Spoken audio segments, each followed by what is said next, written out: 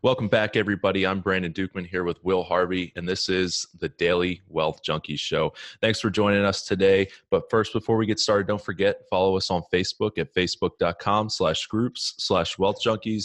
And don't forget to subscribe to the show so that you're not missing any of our daily episodes, and rate and comment on the show so that we know how we're doing. And with that, I'm going to turn it over to Will to introduce our guest for the day. Yeah, thank you, Brandon. Today on the show, we have Nikki. Hopefully I don't butcher her last name. I didn't ask her before we started recording how to pronounce it. So Nikki, don't hate me if I say it wrong, but we have on the show, Nikki Rausch.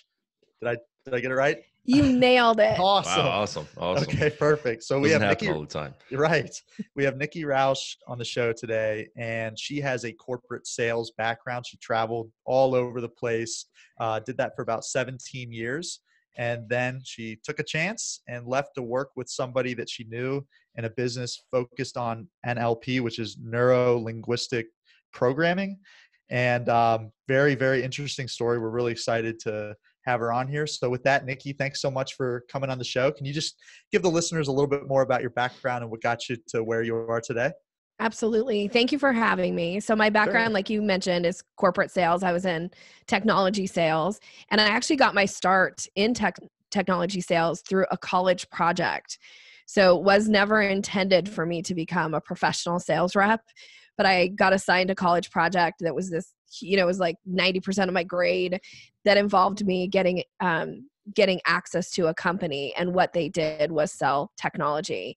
And from that, I ended up getting a job in corporate sales and continued to kind of move my way up there. And, didn't change a bunch of times, but changed a few times. And the last company that I went to work for in that same field turned out, great company, great product, just not a good fit for me culturally, and the way that they thought about the sales team and the way that they thought about their customer experience and things like that. So kind of found myself very disillusioned around like, oh my gosh, is this what my life is going to be? Right, I wanted something. dreadful. Yeah, it was. Wanted something a little bit more out of life. And I had been studying neuro-linguistic programming really with the intent of studying it to make myself better at the sales process, at the conversation piece around sales. And I found that I went on to become master certified. I have over 1,200 classroom hours in NLP, which is a ridiculous amount, by the way. That's a lot. 1,200 hours at any class. Yeah. Yeah. Wow. So with that, when I went to kind of help my NLP teacher figure out how to grow her business, she had moved to the state where I live, which is Washington State in the Seattle area. And, kind of trying to figure out like what I was going to be when I grew up, even though technically I was grown up. I just felt like there needed to be something more. You're always growing up. Don't worry. Yeah. And my business was born out of this idea of, kind of going out and starting to network with entrepreneurs and finding that many of them were struggling with the sales process. And because I had been in sales for so long, and because of my background in neuro-linguistic programming, the conversation side of sales to me felt fairly easy at that point. And so it was really just about helping them, wanting them to be successful, because if you don't sell in your business, you have a hobby. You don't have a business. That's very true. That's a great way to put it. So I really just wanted to start to kind of help these people and, be a resource to them. And my business was born out of somebody saying like, why aren't you doing this as a business? Why aren't you teaching people how to sell?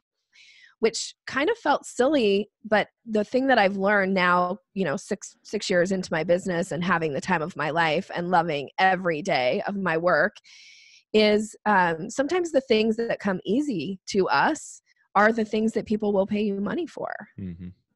And you didn't realize that until somebody kind of opened your eyes and said, hey, you're onto something.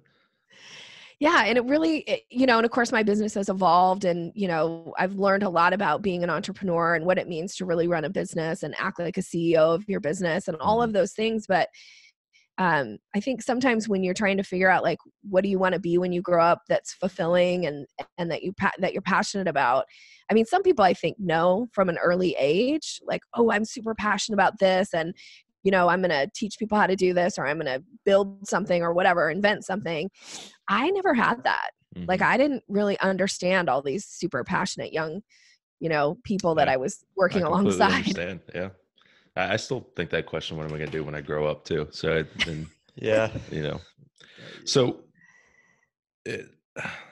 how did you come into contact with the NLP stuff? And did somebody introduce it to you? Did you see it on TV? Did you attend a conference or?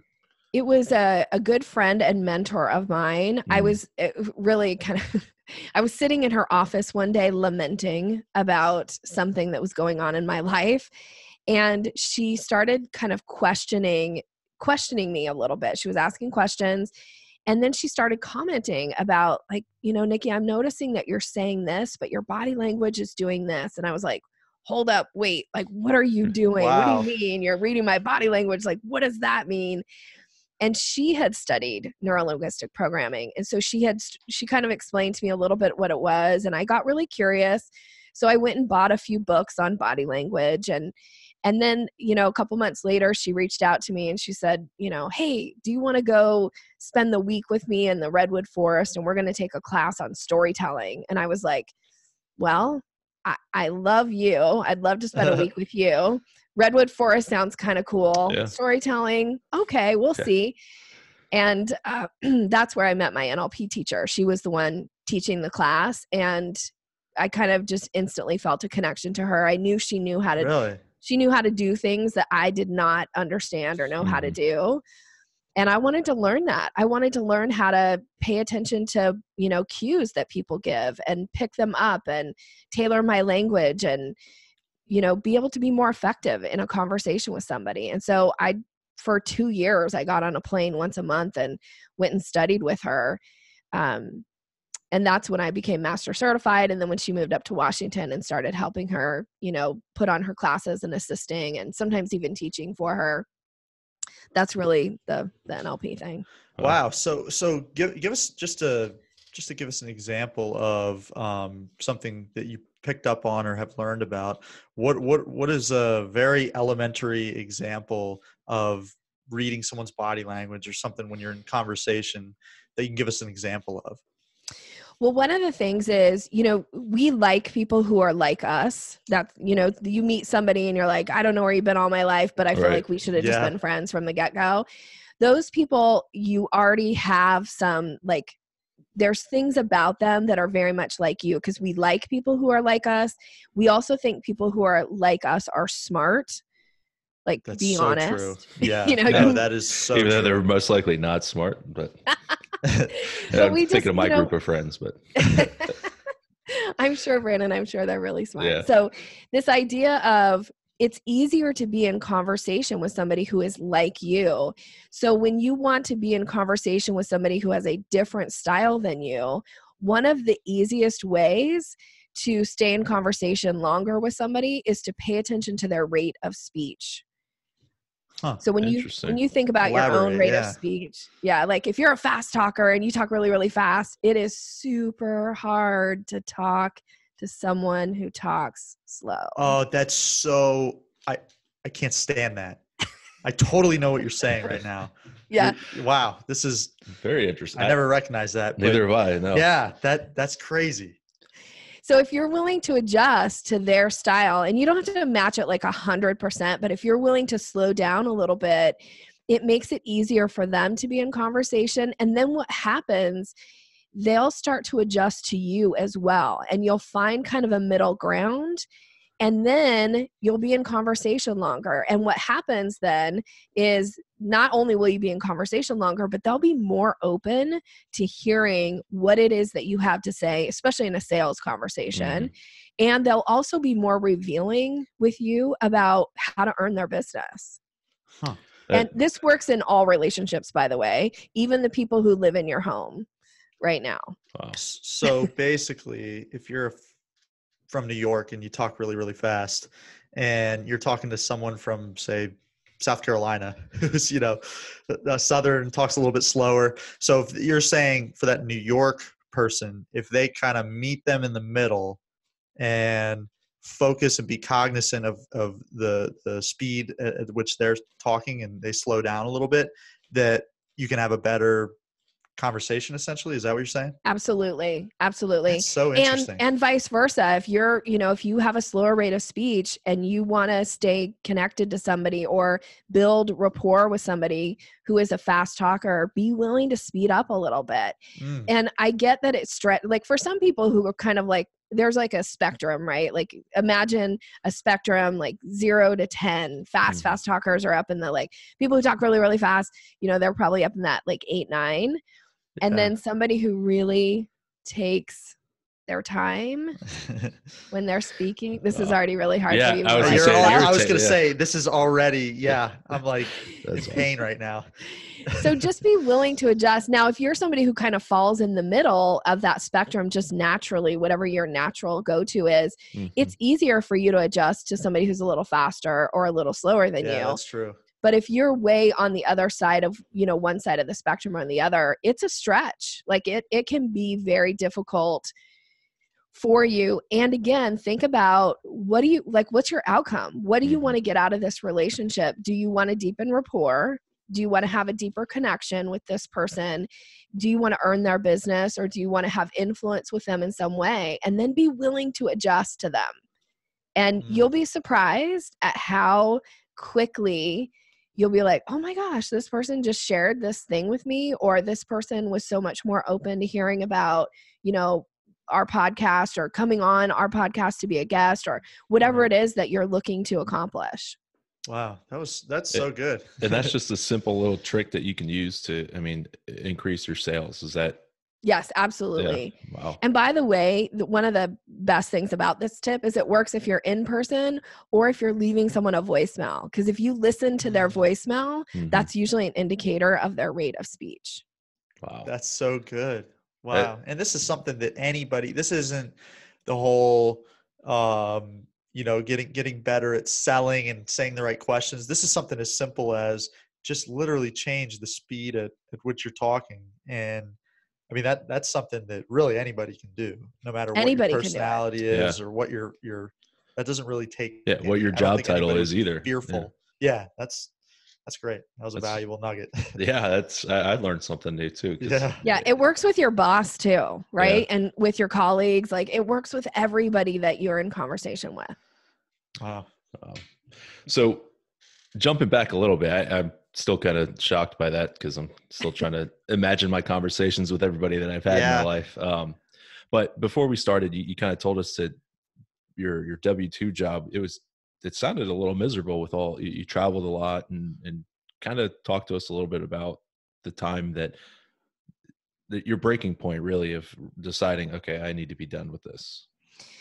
Well, yeah, I think I shared before we started, like I was a road warrior and covering a territory, sometimes up to 15 states. So that's a lot of travel. I was such a frequent traveler that my airline used to send me a Christmas gift. Like that's an indicator of how much I used to travel. Like I was that great of a client of theirs. Wow. So I didn't really mind the travel so much, but I did find that the industry that I was in, I'd been in for a while.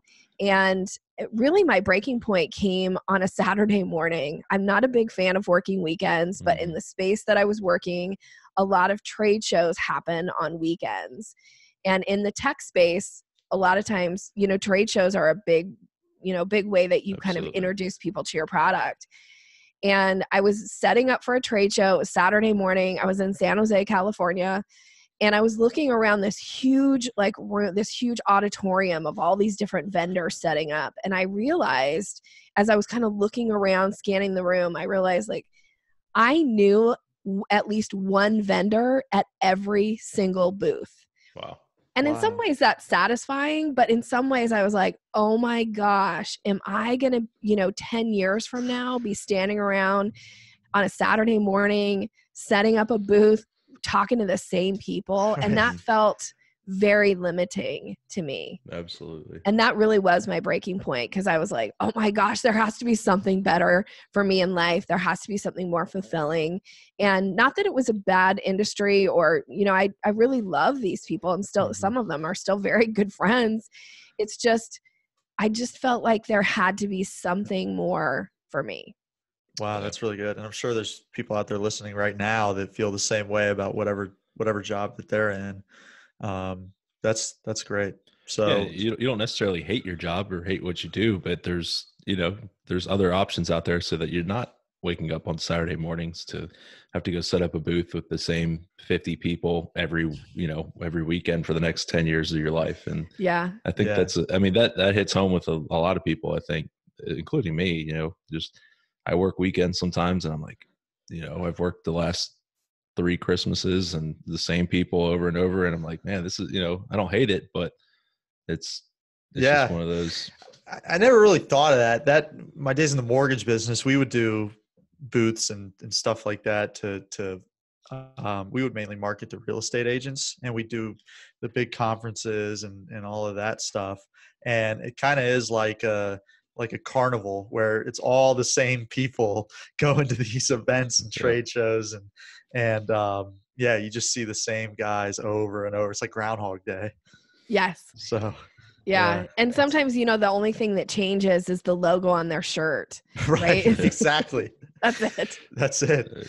They bounce around and it's such everybody knows everybody. That's right. Yeah. So when you made that decision, what were the immediate steps that you took to kind of prepare yourself for doing something on your own, for getting out into what you're passionate about and what you've been learning about?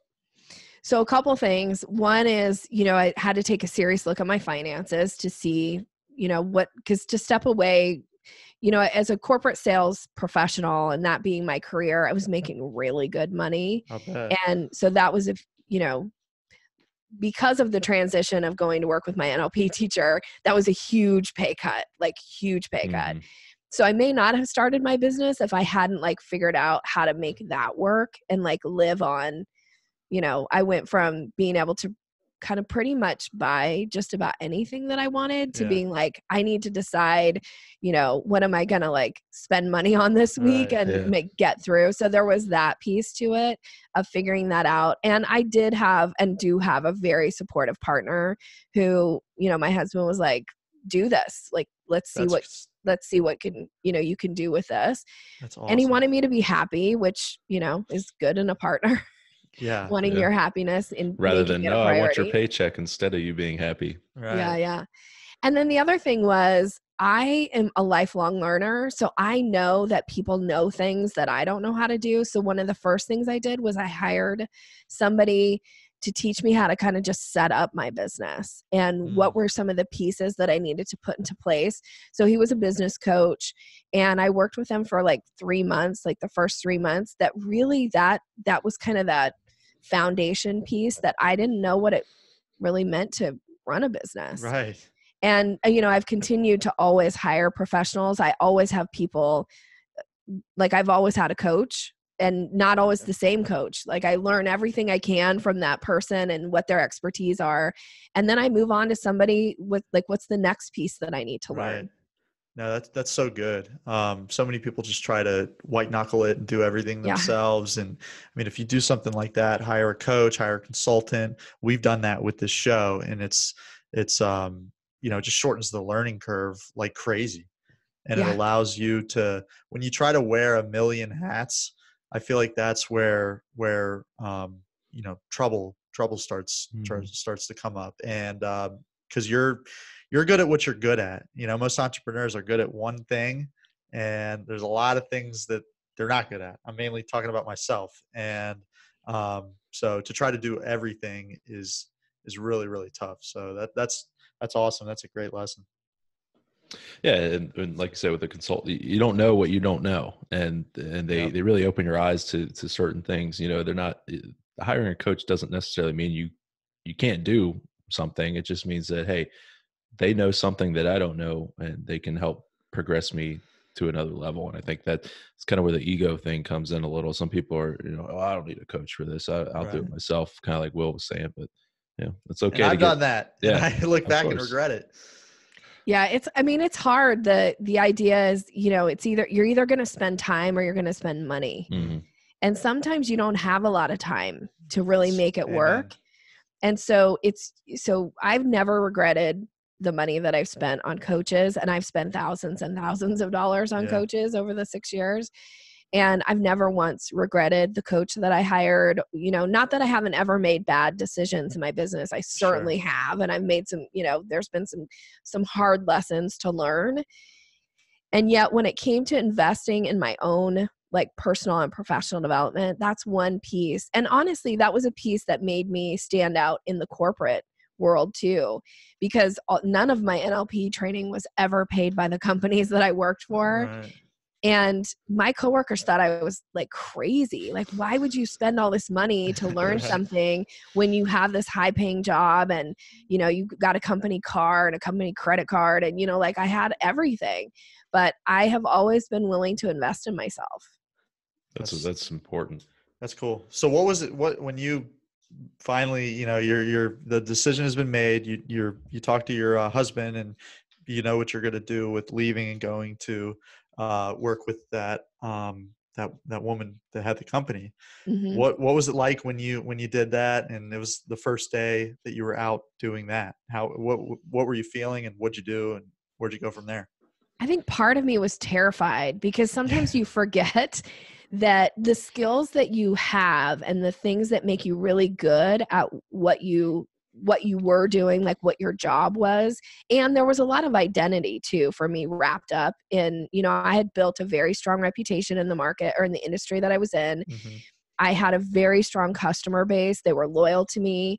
And so my identity was really wrapped up in that. And so going and leaving and showing up places where nobody knew who I was. Right. Like I'm just another person standing in the corner, like at a networking event. So I would say it was pretty scary, frankly. And in a way, it took me a little bit of time to kind of get my feet under me and remember like all these skills that I had that made me really good in my corporate job could translate into the entrepreneurial world. And I could still show up from a place of confidence. And I know what I know and nobody gets to take that from me. Amen. That's great. Yeah. So skipping forward just a little bit to after that question. So once that individual told you, hey, I think you need to be coaching people and people need to be paying you for your services. What was that drive home like? What was going through your head and what were the next steps for you after hearing that? Well, I was still a little bit like, I don't know if people will really pay me money to talk about sales. Like, we'll see.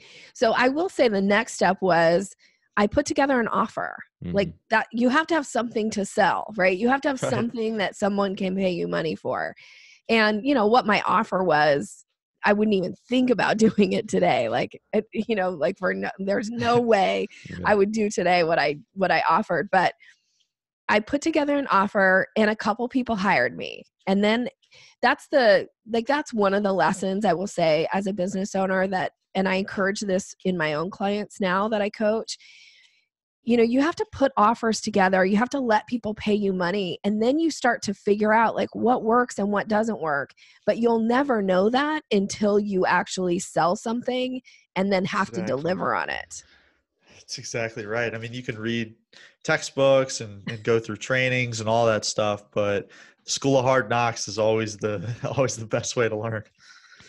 Yeah. So, I mean, I learned that one of the lessons that I learned in my right off the bat was I wasn't charging near enough money.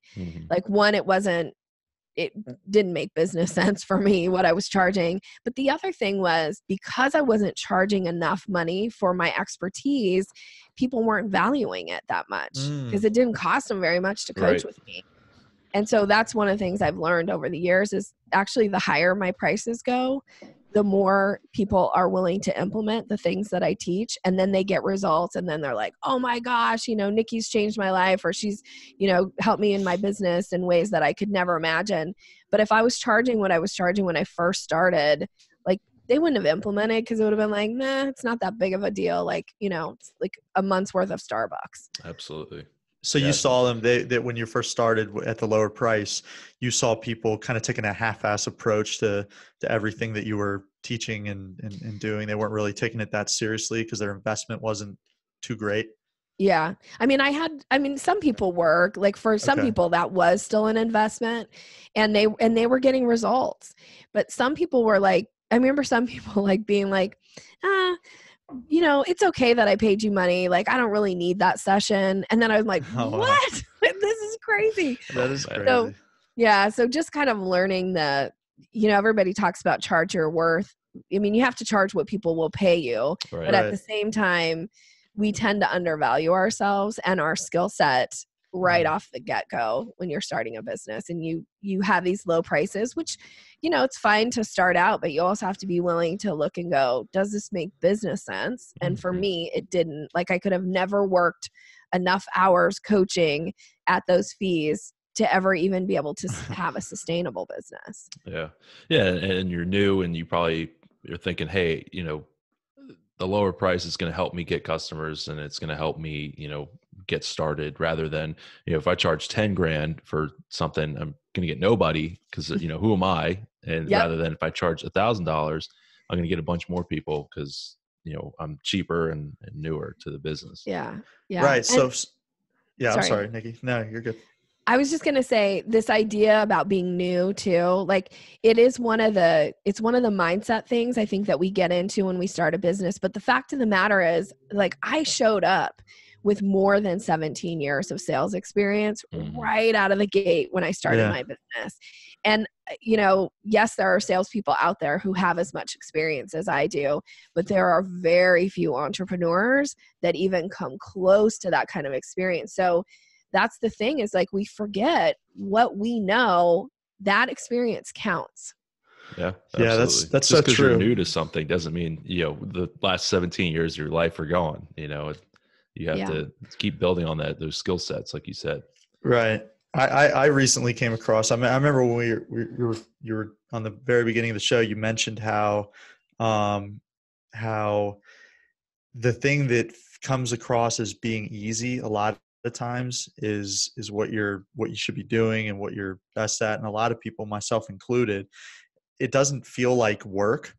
So it's almost like you don't really feel fulfilled looking back and being like, did I get a lot done today? But I remember I was listening to a podcast a while back, and this person got a coach or got some kind of mentor, and they were telling them, what would you need to do this? What do you like doing in your business? And I think the person was in real estate, and she was like, well, I love putting together deals and structuring the capital stack and where the money's coming from.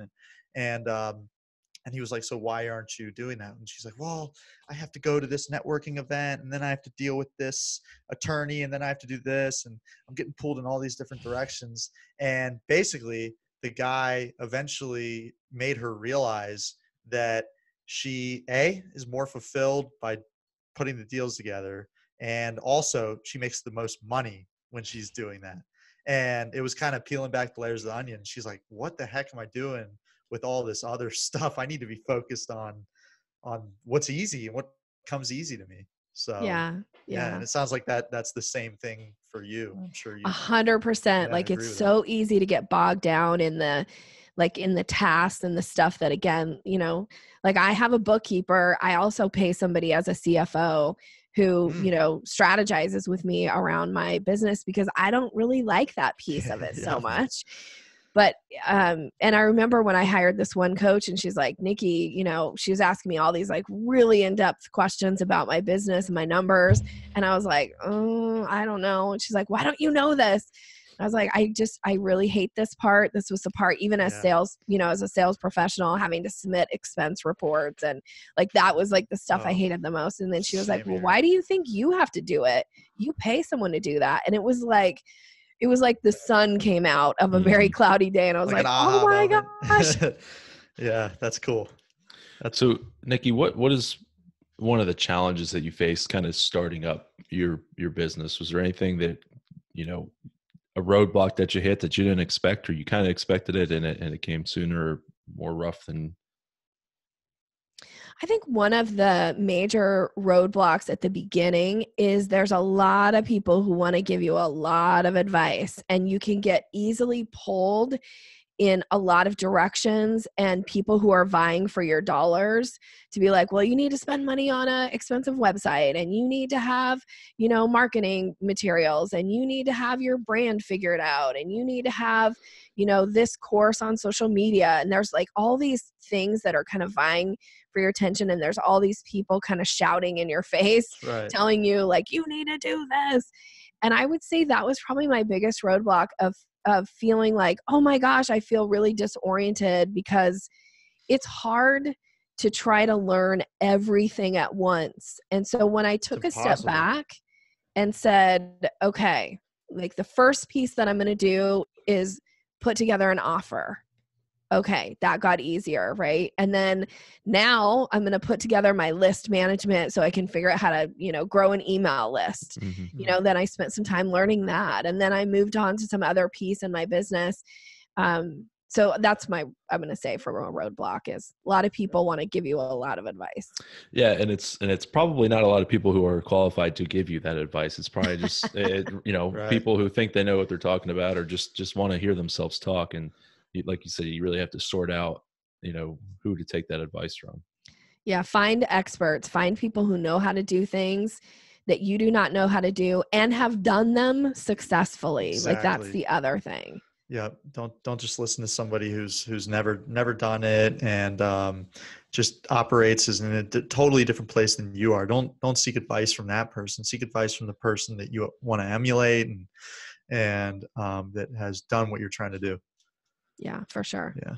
So Nikki, where do you see yourself, going in the future? 6 years is a long time, but it's still fairly new for businesses. So what's in the future for you?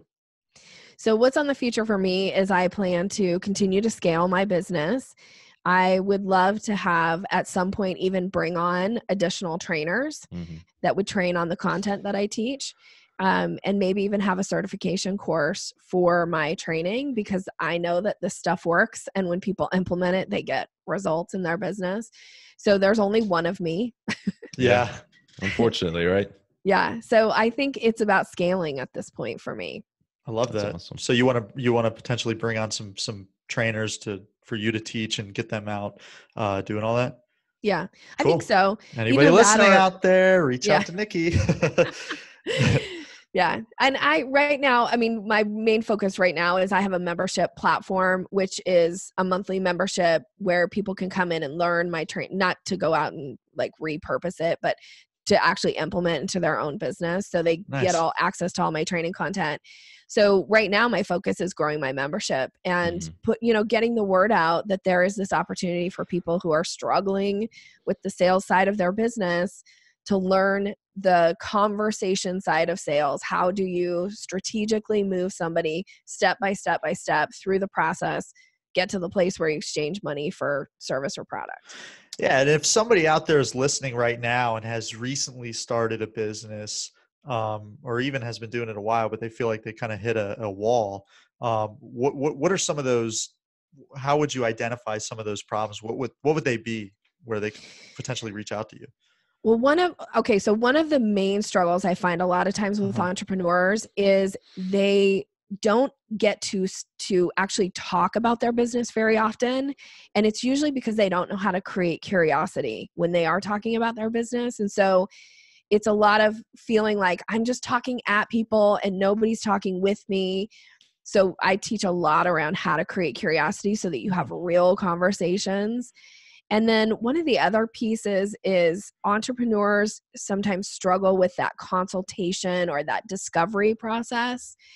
And that's kind of a make or break situation. If you get somebody to the place where they want to have a discovery call with you or a consultation call with you and you can't move them into that next step, that's a real indicator that it's definitely time to work with a professional to get some clarity around, either the questions you're asking, the language that you're using, kind of how you're setting the stage for the person, all of these things that go into it. But those are two of the pieces that I find people really struggle with. And that's those are my sweet spots. Mm-hmm. Very cool. Well, if your training is anything like the short little training you provided us in the beginning about the pace of speech, then that was so good.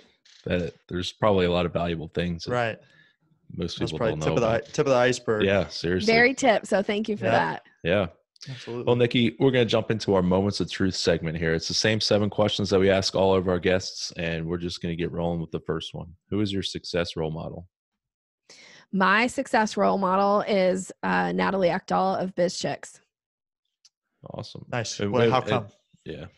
She has built this amazing business that has this incredible community piece to her business. She's created she has a very successful podcast. She is one of the nicest people I've ever met. Like, she is very down to earth, but she has created this very successful business. And what I mean by the community piece, and this is one of the things I really admire about her, is that when people show up at other people's events, not even Natalie's, we identify ourselves as like, oh, I'm a biz chick. Are you a biz chick? And it's That's this cool. whole like this community piece. And so she's definitely my role model. That's awesome. That's awesome. What is your biggest success? Oh my gosh. Personal or business? Well, okay. My biggest success is having a very happy, healthy relationship with my significant other, my husband. And I always say, if I hadn't gone through my NLP training, we would not be where we are today. But I feel like that is my greatest accomplishment in life. Awesome.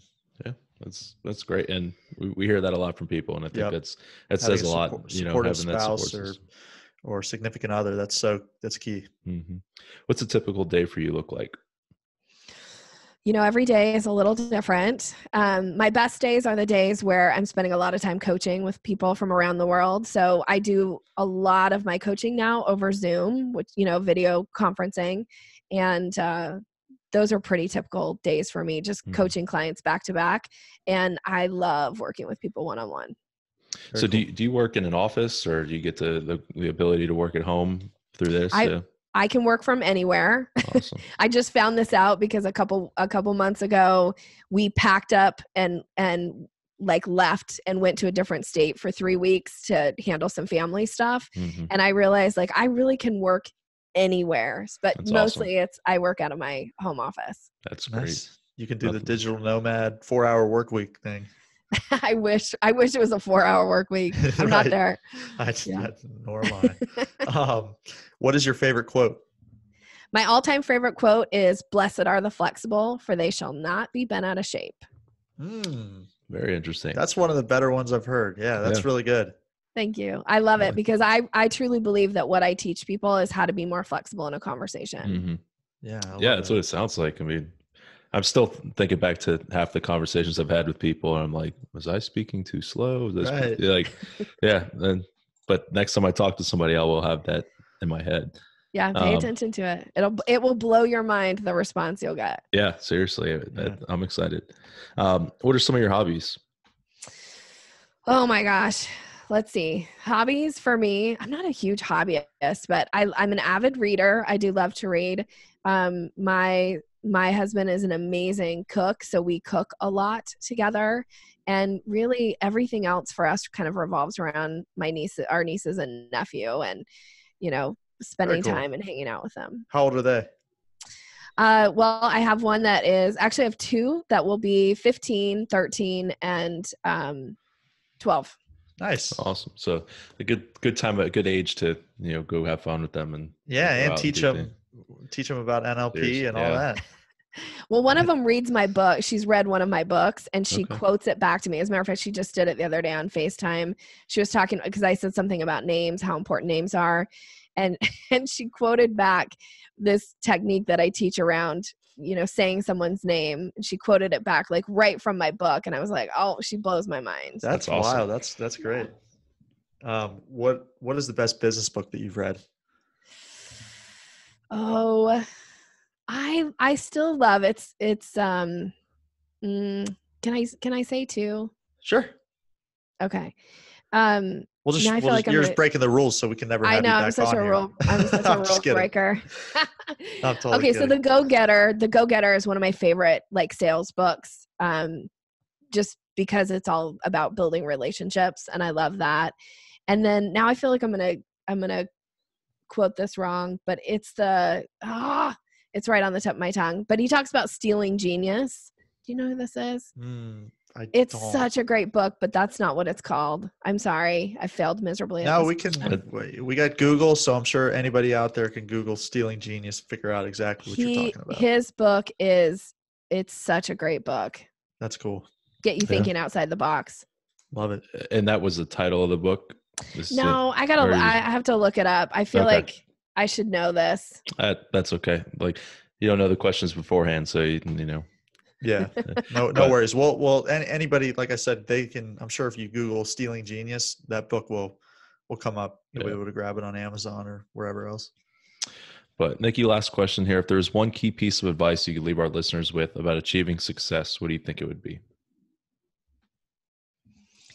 I think ultimately you have to know that you can do this on your own. Like, you really have to have a deep belief in yourself.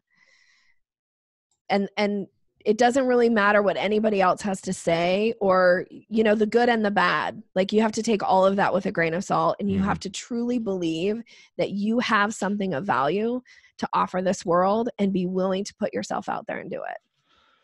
Yeah, that's great. That is great advice. So Nikki, how can our listeners get in contact with you? I know you said you got a couple books that you've written. Where can we get those titles? Pretty much everything about you. Well, thank you. I always like to give a gift when I go on a podcast. So I'll give gifts. you. We love gifts. Okay, good. So for the listeners who are interested in knowing a little bit more about sales and the process and the way that I teach it, I have an ebook called Closing the Sale. And you can get that by going to my website, which is yoursalesmaven, maven.com/ebook. So you can download that as my gift to you. And then you can find my other 3 books on Amazon. So I've written a book called The Selling Staircase, Mastering the Art of Relationship Sales. I've written a book called Buying Signals, and a book called 6-Word Lessons on Influencing with Grace. Love it. Awesome. Are those kind of chronological, like beginner, medium, expert? Is that, no, or are they just all different things? My first book that I ever wrote, which was the Influencing with Grace book, and I wrote that actually before I started my business. So it's a lot of NLP, very small nuggets and tips. You can read it. Like, honestly, you should be able to read it in maybe less than an hour. Okay. And then my second book was Buying Signals. And that was because that was the piece that people were like, what? There are signals that people give that indicate they're interested in doing business with you. Yeah. And then my third book, which just came out this summer, and I'm extremely proud of it, which is The Selling Staircase. And that is my 5-step signature approach to selling. That. And that's a very all-encompassing book. So if you're looking for a sales book, that would be my recommendation. Great. Awesome. Yeah, I'll have to get my copy after this. So, but Nikki, we appreciate you being on the show today. You provided a lot of value. I mean, you got me thinking about some things and some things I can implement. So that's awesome. Next time you're in conversation, think about how fast you're talking. Yeah, or how fast the other person's talking. Exactly. But again, yeah, Nikki, we appreciate it. And for our listeners, go download Nikki's ebook and check out her books. And don't forget, subscribe to our show so that you're not missing any of our daily episodes and possibly free gifts. We all love free gifts. And join us on Facebook at facebook.com/group/wealth junkies. Again, Nikki, we appreciate you being on today. Thank you so much for having me. Yep. Thanks, Nikki.